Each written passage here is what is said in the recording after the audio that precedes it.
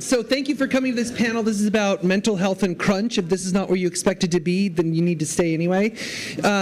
So we are going to discuss this very important topic. They're both very important topics, and we've got 40 minutes to discuss two massive topics and solve them and walk out the door feeling happy, right? No, we're just going to talk about it. So what we'd like to do, and unfortunately one of our panelists, Annette, she couldn't join us today. She unfortunately had a family emergency, so she could not be here. She did send some of her thoughts, so I will try and interject her thoughts into the discussion as we go along. But the way I want to start is basically have each panelist introduce themselves and talk, and just very quickly title who you're from and why this topic is meaningful to you, very quickly. And then we'll go from there. And I'm going to sit down because I had back surgery a month ago, so I'm not going to stay up here. So go for it. Yeah, hi, I'm Kevin Agwaze. I'm an organizer at Geogrify UK, the first union for game developers in the UK.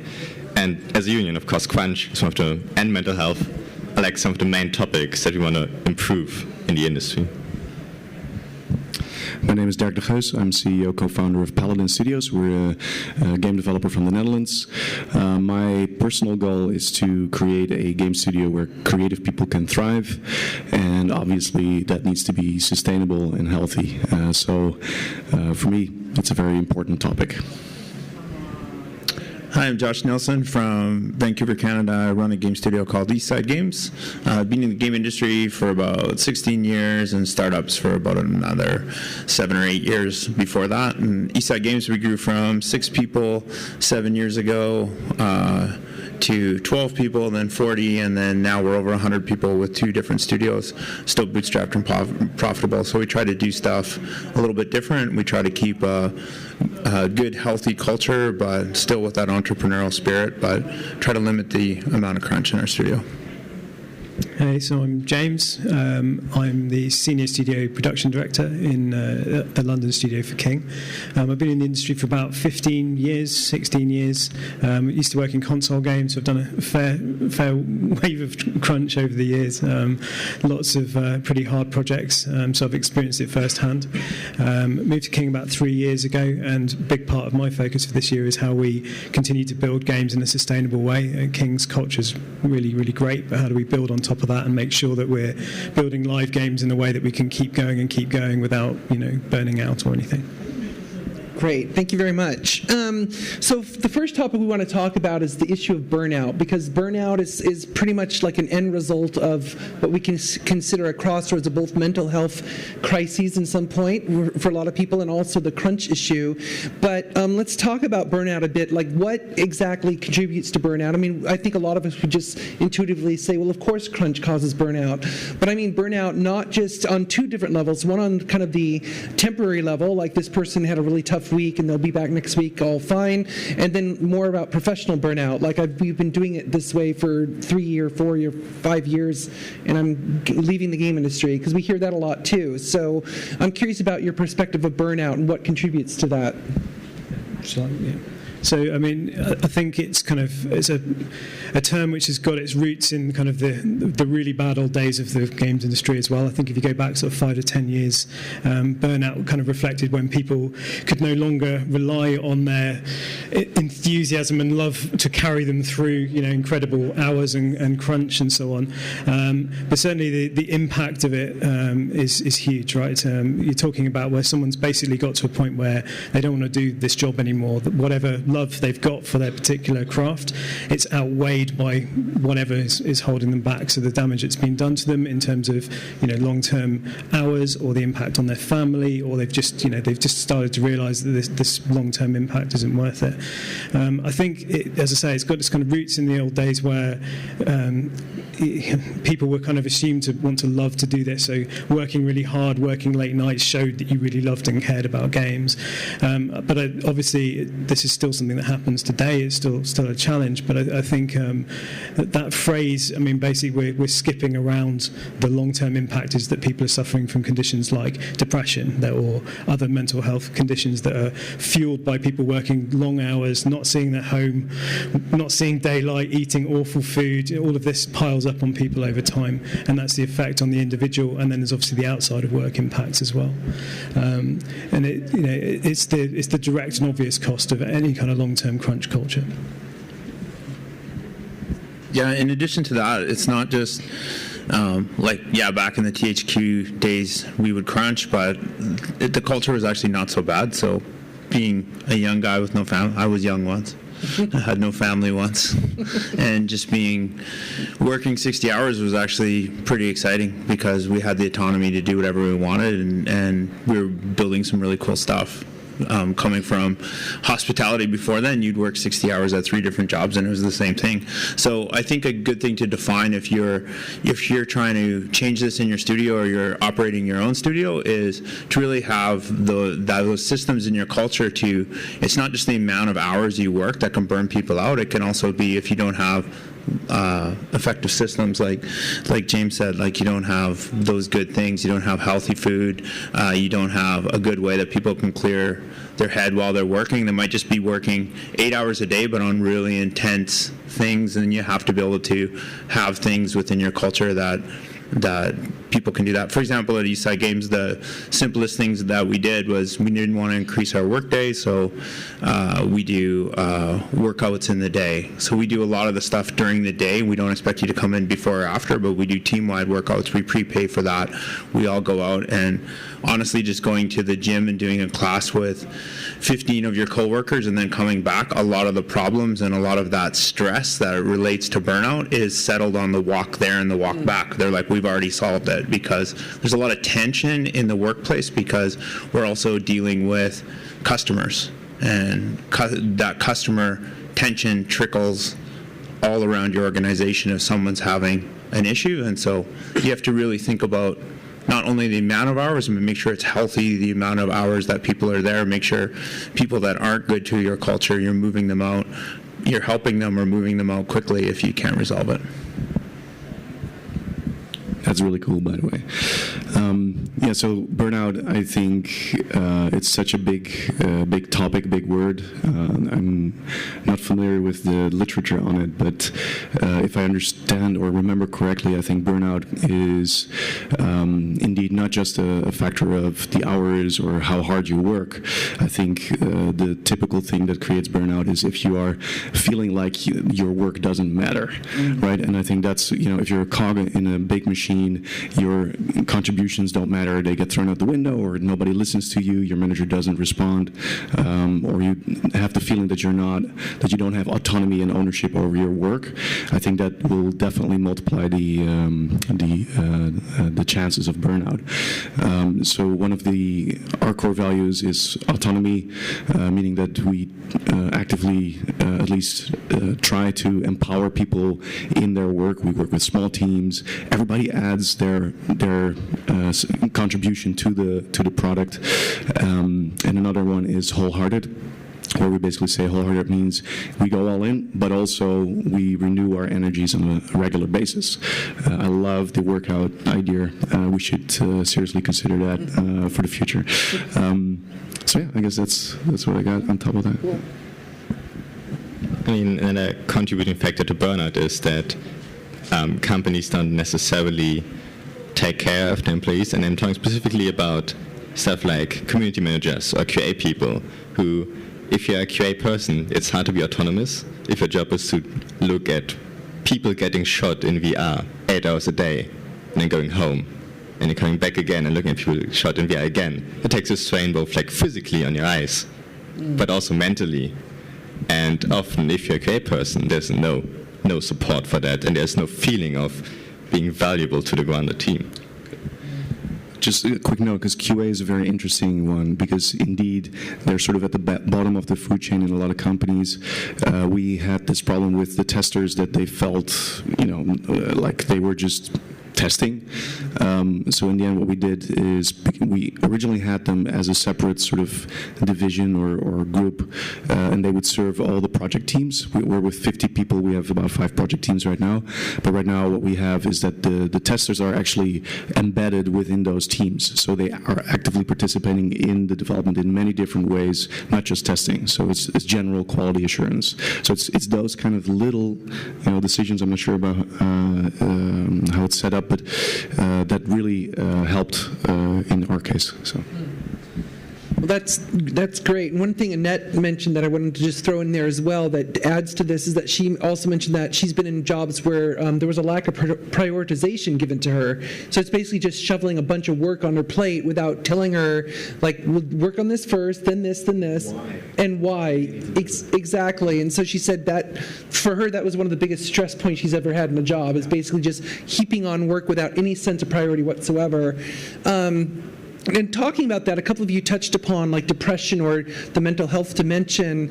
Obviously, that's a huge important factor here, and it's one of those things that is usually the least thing that's ever addressed. At least in a lot of countries like the U.S. where I'm based, it's like a big stigma to talk about mental health because you're showing a weakness of some form. So in your experience, though, I'm curious what you have seen in terms of both how you identify people who are having that kind of struggle, whether they self-identify and come to management and say, I really need help, or you notice it on a team. And then secondary to that is, and you can answer either or, is what you've seen companies doing in response to that. Obviously positive things, like are they responding and providing some kind of support? Yeah, so great topic. It's something that's really close to my heart as well. So I've seen it in a number of places, at King and at previous places. And I think having a great manager or leader, someone that you can talk to, is a huge responsibility of that person to help that employee through it, right? And the stigma is everywhere. Everybody feels that kind of resistance to want to open up. You don't want to, have that in people's mind that maybe I'm not, capable of this or doing whatever. But I think a good manager will maybe bridge that gap a little bit, maybe ask those questions, maybe notice a trend overall of this person has taken a lot of sick over this last year, but it's always been something fairly trivial. Is there something else we can do to help? I think from King's point of view, what we try to do is really flexible working conditions. I mean, this is for everything, not just for mental health conditions. It could be physical health issues, or maybe you're a new parent, or any of these things. And what we try to do is make things as flexible as possible for our employees. So that includes things like working from home, or adapting working hours, or providing the office environment that they need. And similar to the example from before, there's lots of facilities on tap to allow you to take a break, to decompress, to work in an environment that works for you. I think that, the manager really has an important and responsible role in that situation of having that sit down, maybe asking those questions initially, like, is there something we can do to help here? Ultimately, it's on the individual employee, I think, to go and help themselves, to go and seek help. People working in the games industries are certainly not, trained medical professionals and shouldn't be trying to do that work. But it's just giving people the time and the space to go and help themselves, go and find the help they need. The other thing that we try to do, that we offer kind of private medical care, and that puts a number of therapy sessions in front of people if they want to take advantage of it as well. So we can give our employees that kind of access, and often that can just be the thing that gets things going and helps them find a way forward. Yes. Yeah, all great points. The one thing I would caution with, if you run a studio, you're going to set it up, is now it's great that we're talking more about this. Like, these conditions have always existed. Most people are born with these, and it's just a condition that it's something now, as games, as we're maturing as businesses, we're starting to deal with it, which I think is great. But we also got to remember we're not trained to deal with these type of things, right? So you have to have some support systems in place and some clear lines where you make sure you're not counseling somebody when you're not trained to do that. And I think even thinking back on other careers, like HR will go above and beyond, but sometimes they should definitely draw that line and say, I'm not qualified to deal with this, you should do that. So one of the things that we did that is pretty easy, and it's pretty easy on the bottom line as well, if you're running a business and you're looking at adding something, is third-party support. So you can talk to third-party support about everything on mental health. It's not just on issues that you have. It could be other stresses. It could be they're bad at financial planning and they want to talk to somebody about that. It could be they have personal problems they want to talk through. So we have a third-party service that they can go through that's not through our plan, so it's not tracked. I think you have to have that, make sure that people can feel safe and they can do that. That's the main thing here, is just safety. And then the last thing is we're pretty generous with PTOs, and so we don't do the whole, I think a big challenge that we hire a lot of independent developers, indie developers, so coming in, the one thing that we have to say is if you're having a bad day and you can't work, you should just take a day. Don't check your email, don't check Slack. You go on vacation, I don't want you to be emailing. And that is a bigger problem with leading to longer things about burnout and crunch. Those are the issues no one's talking about. I'm always on. I'm always able to talk about it, and then you feel like you can never be off. So you can be, even on your weekend, if the game goes down, can I call you? And that means you're always on. That's not good. I totally agree. The ideal Slack curve is like you see this weekend it's like dipping down to zero, and then on Monday everybody starts talking again, right? That's what we like to see. To add on top of that, I think what's very important is to have regular one-on-one conversations. So the managers should make it a point to weekly or bi-weekly talk to their direct reports about anything that's not necessarily project related or performance related, but just ask, how's it going? That goes a long way in signaling any issues. Yeah, definitely. As a manager, you should try to identify the people who answer an email at 2 a.m. in the morning and are always online on Slack. But even if you try to do that, even if you try to have one-on-ones with them and try to figure out how they are, it is quite possible that they are trying to hide that they have problems, because mental health is stigmatized. And so even if everything seems well, just be aware that there could be underlying problems there. Yeah, and one thing I've seen effective too is where the manager shows the leadership in this space, because like you said, pretty much everyone has some aspect that they deal with. Most people do, and whether they recognize it or not.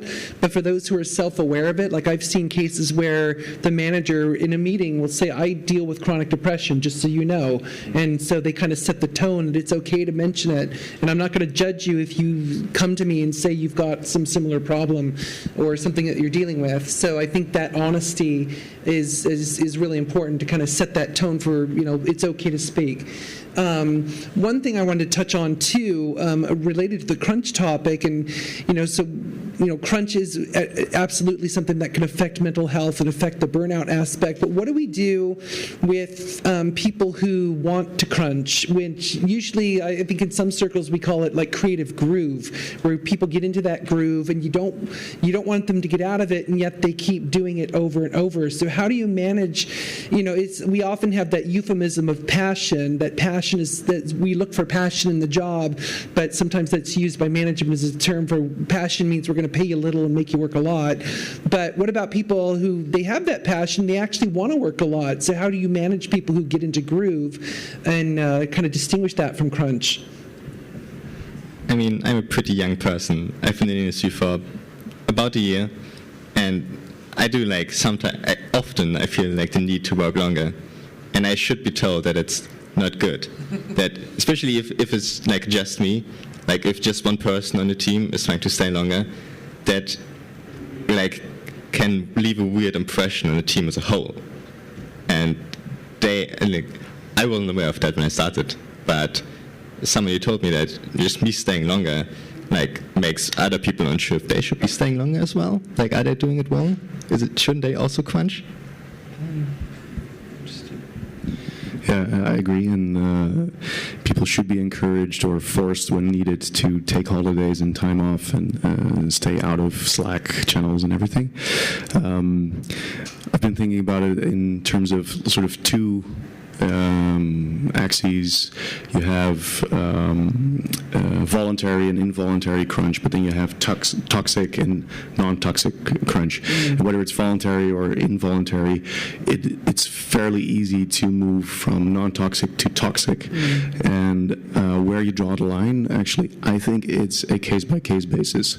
So, for example, we have a lot of people who also want to do side projects, and we allow that, but one of the rules is that it shouldn't affect your work. And as soon as people start to, basically say like, okay, we're tired, or I'm tired, or whatever, and we then also see that person working late at night or on their own projects, that could be problematic, even though it's in theory a healthy or good thing.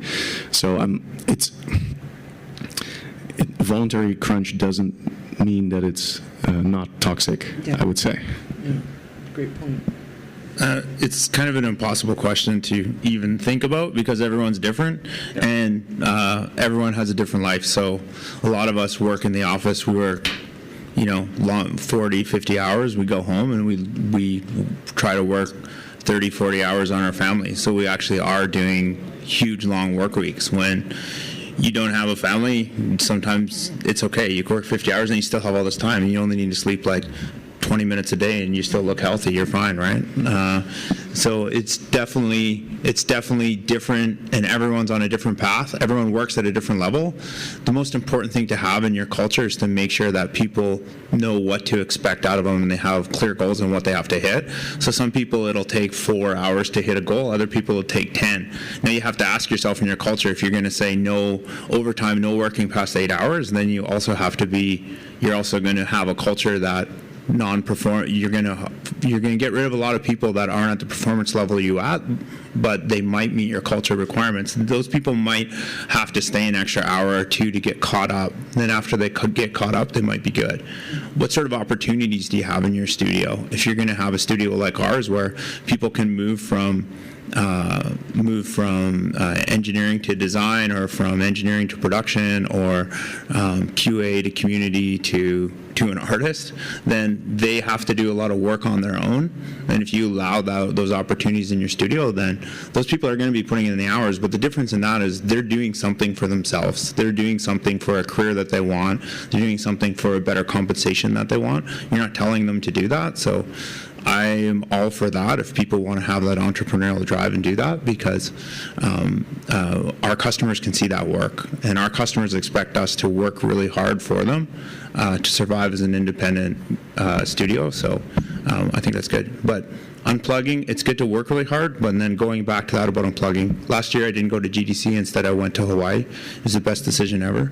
And it was actually cheaper than going to GDC, so I suggest everyone go to Hawaii instead of GDC and just let your team take care of it. And my team was so excited that they got to go and do like all the meetings that I normally do and go to GC, get sick afterwards. They got the whole experience. They're so excited. And I was like, don't loop me in on anything. You guys got it. It was great. And so that was good. So they put in that extra work, but it was actually a reward for them. Sure. So on top of doing their job, they actually had to do, if you go to GDC, you often do 60 to 80 hour a week. You're working from 8 till 2 a.m. And, but I don't think that's crunch. I think that was, they wanted to do that. I didn't say you had to do that. Yeah, I agree. I think it's, for me personally, I think when I think of crunch, I think of something where it's some kind of production shortfall. For some reason, it's either incentivized or it's mandated that people have to do longer hours if we're going to close a gap. Right? That's crunch. Literally, the time is being compressed into a smaller space, and therefore we have to work longer hours. If you've got really engaged employees who, they really want to work really hard on something, or like we were just covering, personal development things, they want to train, they want to learn new stuff, maybe when they push the quality up that little bit higher, as long as that's within the bounds of what was agreed, and it's sustainable, then it's probably okay. But I do think then managers need to keep an eye. If this is happening all the time, if someone's in the office super late all the time, someone needs to just have a chat, make sure that person's okay, and look after them. That's kind of the distinction I would make. And then I think we'll probably maybe cover on the crunch bit itself, but I think you've got to look at your culture within the studio and make sure you're not incentivizing people to work beyond what they should do. And there's lots of different things that can cause that incentivization. It doesn't have to be like a monetary thing, although obviously sometimes there's delivery bonuses or bonus targets or that kind of thing. But also it can be a cultural thing that starts to become okay. Like it's the person that works really late gets extra praise, and then other people look to that person and start to maybe think that's the behaviours they need to mimic. So you've got to be really careful. You've got to look at everybody. I mean, I think a manager's got a role to understand the people in their team and what makes them tick and what motivates them, and also to make sure that maybe the people that have worked smart in a given period of time and still delivered to a really high standard, they're also getting the praise and the recognition they need. It's not some kind of arms race of whoever works the hardest gets the most recognition. So I think there's a role to play there in terms of distinguishing between the two. That's great. I remember one time Noah Falstein, if you know who he is, he's a longtime fixture in the game industry. He was at LucasArts. He told me a story about how he and a group of folks who were designing the game, they got into this discussion late in the afternoon, and they said, well, let's just go have dinner together. So they did, and then over dinner, they kept that discussion going, and then they intended to go home, so they went back to the workplace to get in their cars, but then they're out in the parking lot, and they're like, wait a minute, that's it. We need to go do this now. So they went into the office, and they worked all night long. But he said that one day and that discussion changed the entire course. This was Curse of Monkey Island. And so it changed the course of the game in a very good way. And they kind of got into that groove, and they just stuck with it. And of course, it was one day, it was one all-nighter, and then they kind of paid for it later. But he said that I would never want management to tell me not to do that, because that did affect the game in such a great positive way. And yeah, making that distinction. But just to mention briefly, there's a white paper that was created by an organization called Take This, which I'm actually on the board for. If you go to takethis.org, it's called Crunch Hurts. And the white paper basically outlines, it was done 3 years ago, basically outlines the mental and physical cost of doing crunch. And it shows the physiological data and the medical data that shows what the human body can sustain. And basically the agreement among practitioners is that the human body can sustain 2 weeks of sustained long hours, and after that the ROI is like gone, like virtually nothing comes out of it. So it's interesting, that they're not saying don't crunch, but they're saying if you have to do it, those really short sprints, 1 day, 2 days, something like that, we can sustain that and keep our creative capability up. But after that, it's just gone. And not only that, but the white paper also outlines how for companies that have crunched more, they actually showed that their Metacritic scores on the released game are less, which usually that's the exact opposite reasoning for why they're crunching. They're like, we're crunching because we're going to make the game better. So just a final question here about, okay, we've talked about crunch and mental health, but about the workplace itself. So how do you make a workplace that doesn't have crunch? How do you ensure that that doesn't happen? And I think there might be some simple answers for this, but what would your key answer be? Like, how do you stop crunch from happening in a workplace? It's clearly defining workplace hours, what you want. If you're going to work from home, if you're not, if you're going to be remote, pick something, write it down, have policies, put all those policies up. It can really help get everyone on the same page. There's some great studios in Vancouver that do it entirely different from us, and I don't know how they do it, but they do it very effectively. So they do the all-nighters, but they also have a flexible time when you can start. So they work more effectively late into the night. So they start a lot later, but they're not morning people, but they make brilliant games. So a Thinking Ape does it. They have a lot of stuff on culture. You could see that, and it's entirely different. At Eastside Games, we really wanted to have everyone in studio. We didn't want to have remote, and we want to start early, but we also want to end early. So we're more based on like the Nordics, like Norwegian studios where they're starting, but they're leaving sort of around the time, so you could go home, recharge, and do that. But we're also, what we've decided too is we're phasing out work from home, because work from home is really bad. That my old boss had this indie article. His name's Shane Neville, and he left from doing crunch, and he did an indie game. And in indie developers, they're going through it too. They're doing 60 to 70 hours per week working from home. Working from home is also really bad because your office is always there, you're always working. So we're trying to do more things to say, when you're at home, spend time with your family, do whatever you do in your life, because that's where you get your inspiration to come in and get those. We hired somebody to be like that. So we want to make sure you're drawing those distinct times about when you should be working and when you're not working. But also focused work. We got to make sure that when we're in the office, we're doing really, really focused work. Backflip Studios used to have, it was called the silent focused environment. People aren't checking Facebook, people aren't doing a rock climbing wall or playing ping pong or getting your dog groomed or your haircut at work. Like, you're there to work and you're there to only talk about work, and then when you want to go, live your life. But if you want a more relaxed culture, you might be working 10-hour days to get the same done that you can do in a really focused culture. So you got to really just figure out what you want and get on the same page, try stuff out. If it doesn't work, try something else out, but write it down in a policy and be like, this is what we're going to do. If you don't write it down, then it's just like, I think you do that, and it spreads really quickly. Yeah, I think there's a huge role to play in terms of the planning, the organisation of the teams. A really quick example: we worked when I used to work at Codemasters. We worked on a game called Grid Autosport, and with no exaggeration, we built that entire game in under a year, from the first word being written down on a piece of paper to it being on store shelves. And at the time, the company didn't have the finances in order to put like any kind of bonuses in place, or anything. So there was no way we could even incentivize people to work longer. So we had no option but to look at the backlog of all the work we had planned and make cuts all the time, cut and stay ahead of that, have a realistic plan we could actually do. It forced us out of that position where we had the luxury of just a little bit extra, or let's hold on to that feature. And we did it. We shipped it in a year. The game got a 9 out of 10 in Edge magazine. It was a good game. And at the end, we had some of those people that just took a bit of pride in their work. They did for the last couple of weeks, put in a few extra hours, but that was it. There was no crunch. And it is possible, actually, to build games without crunching. If you're clever, if you're smart, if you stay ahead of the plan.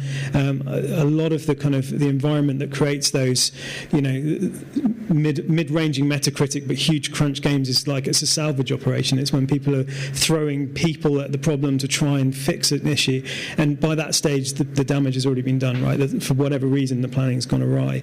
So I do think there's a huge role to play. So one of the things we're doing in our studio at the moment is we're trying to plan right ahead for the year, look at all the things we're planning on doing, not just the production of our games, but also all the other activities that we're planning, and making sure we're subtracting that time, and we're only planning for the time we're expecting to be production time. So it's okay to go to that event, that team event, that thing that you're organising to help with engagement, to help with people's kind of training and development, because we've actually given you the time to do that. Because what we're trying to do is get to a point where we can develop live games in a sustainable way, so we can look after games like Farm Heroes, which are absolutely huge games, and keep sustaining them and keep building them in a way that isn't going to burn people out. And that's a really fascinating challenge that we're all kind of wrestling with at the moment. 20 engineers and you'll get it out in an extra month. Oh yeah. That always works well. Nine women making a baby in a month, right? That's the way it works.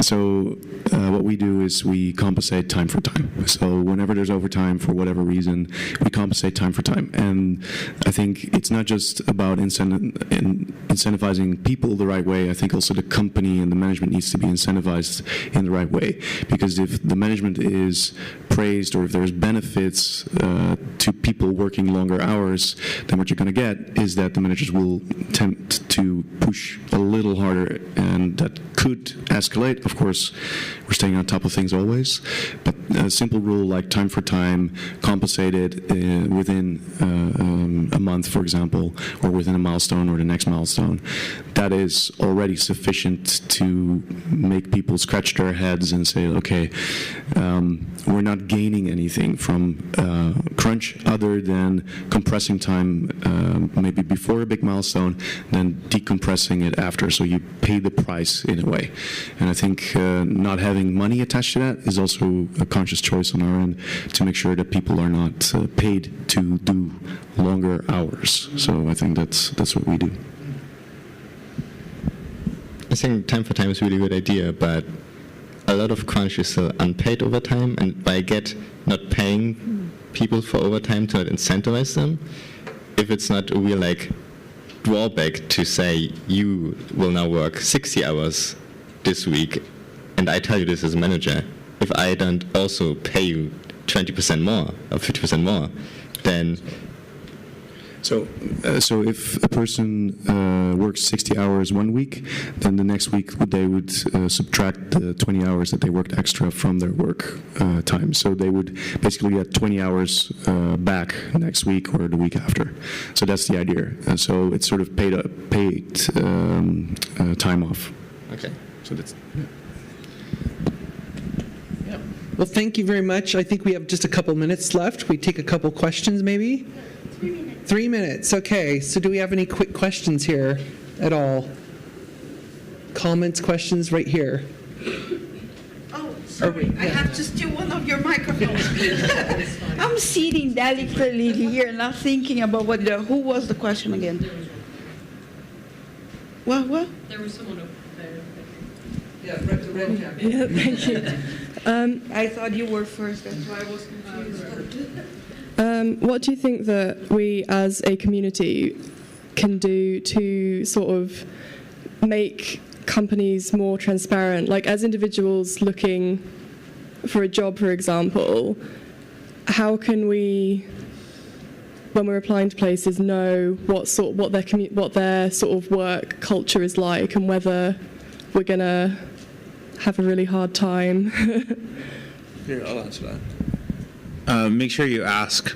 I just did a whole bunch of interviews, and as founder, I make sure I do the final interview with every single person that we've ever hired. I think I've only missed a few, and my other founder has done those. And no one ever asked that. And I would be amazed if someone asked that, because I'm always like, do you have any questions for me? And that's just general. You should have 4 or 5 questions on the culture that you want to ask, and one of them is, where is your, like, what do you guys believe in for crunch, or what do you believe in, or like, say I want to work extra on this. Like, get as specific as possible to your situation in your job, because those are things we definitely want to talk about right then, so it's not a surprise. It's the fear. People are scared of asking. They think they're not going to get the job if they say, do I have to do crunch? Oh, I see. Okay, well, what you can do before then is, if I assume at this point you really like the culture of the company that you're going to work at, a good way to ask some questions about that is ask them generically through Twitter or something like that, even on a different account, or just ask through there. And if the company has the culture that you want, a lot of times we answer a lot of those questions through that, to be like, yeah, we totally believe in this, we totally believe in this, and then reference those points at your interview. Most people don't talk about that stuff at the interview, and that's the stuff at a founder level we really want to talk about, because we want to make sure we're in line. The interview is as much for you as it is for us. And to be very sincere, if a company doesn't hire you because you asked how they work with crunch, they're assholes and you shouldn't want to work with them. Easy as that. Let me give it there, sorry. So kind of for these programs that you're looking at where you do things like go work out as a group, how do you ensure that you're not negatively biasing against people who are not willing to participate in that? Because I love working out, I love boxing, I will never fucking do that with my coworkers. Like, there's, for me, a divide between that part of my life and coworkers. And part of that is, unfortunately, as a woman in the industry, dressing in any way, shape, or form that shows off my body may lead to problems, and I'd rather just sidestep that. So when you look at building a great culture, how do you ensure that people who don't feel comfortable in participating in those sorts of things are not then bucketed in not a team player, unhealthy, get them out of the org? So building a great culture, I have the people that help me run the culture decide what we're going to try. That's one of the things we do. We also do yoga in the studio, which also I can see how can be pretty intimidating. I mean, I do it and I suck really bad at yoga. And it's like right in the front of our studio, but we try to do that early in the morning. There's all these other classes that people do. There's a lot of classes in our culture and stuff that people do that's paid for, that's not like as a team effort. And then we also have a new plan that you can do whatever you want, and I'm happy to pay for that as well as part of your benefits.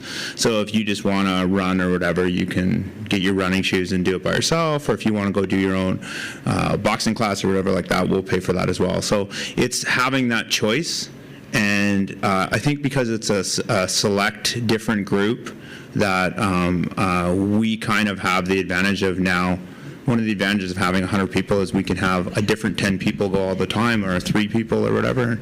People can go or they don't have to.